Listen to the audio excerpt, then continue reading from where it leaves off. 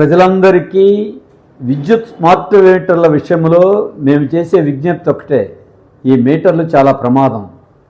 మీ ఇంటిలో అదానీని ప్రవేశపెట్టడమే శాశ్వతంగా మన దోపిడీ చేసేటువంటి మీటర్. ఇది మామూలు మీటర్ లాంటిది కాదు. ప్రీపెయిడ్ స్మార్ట్ మీటర్ అదానీ ఒక కార్పొరేట్ కంపెనీది. మీరు ఇప్పటి వరకు బిల్లు వచ్చిన తర్వాత 15 రోజులకో నెల రోజుల లోపల చెల్లించాలి.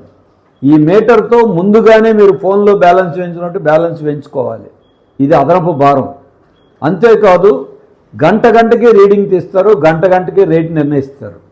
పగలు ఒక రేటు, రాత్రి ఒక రేటు. ఇది ఇంతకంటే దుర్మార్గం. మరొక వైపున మీటర్కి అయ్యే ఖర్చు 9,000, మనమే 93 నెలల వాయిదాల్లో చెల్లించాలి. మళ్ళీ 6 ఏళ్లలో మళ్ళీ ఆ మీటర్ పనిచేయదు, మళ్ళీ కొత్త మీటర్ పెట్టుకోవాలి. అంటే ఇక శాశ్వతంగా ఈ మీటర్ పేరుతో విద్యుత్ పంపిణీ సంస్థలోకి అదానీ సంస్థ ప్రవేశిస్తుంది.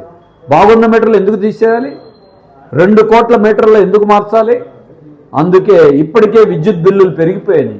సర్దుబాటు ఛార్జీల పేరుతో ఏనాడో వాడుకున్న కరెంటుకి ఈరోజు బిల్లులు వేస్తున్నారు. ఇది దుర్మార్గం. ఇప్పుడు ఈ మీటర్ పెడితే చాలా చోట్ల ఇంకా బిల్లులు పెరిగిపోతున్నాయి. అందుకే ప్రతి ఒక్కళ్ళు మీ ఇంట్లో మీటర్ వద్దు, మీ అనుమతి లేకుండా మీటర్ పెట్టకూడదు. కాబట్టి అందరూ అడ్డుకోండి. రైతులు పంపు సెట్లకు మీటర్లు పెట్టొద్దని తిరగబడ్డారు, వాళ్ళకి ఆగింది. మీరు గతంలో మనమందరం చెత్త పన్ను రద్దు కావాలని పోరాడాం, రద్దయింది. ఇది ఆదిలోనే మీరు మేల్కోనండి.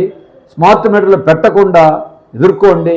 మీ కాలనీలో, మీ వీధిలో, మీ అపార్ట్మెంట్లో అందరినీ ముందుగానే చెప్పండి. అట్లాగే 2వ తారీఖు నుండి ఇంటింటికి వస్తాం తొలి అడుగు పేరుతోని తెలుగుదేశం కూటమి ప్రజాప్రతినిధులు చెప్తున్నారు. మీ వీధిలో వచ్చినప్పుడు వారిని కూడా నిలదీయండి. స్మార్ట్ మీటర్లు ఆపండి అని అడగండి.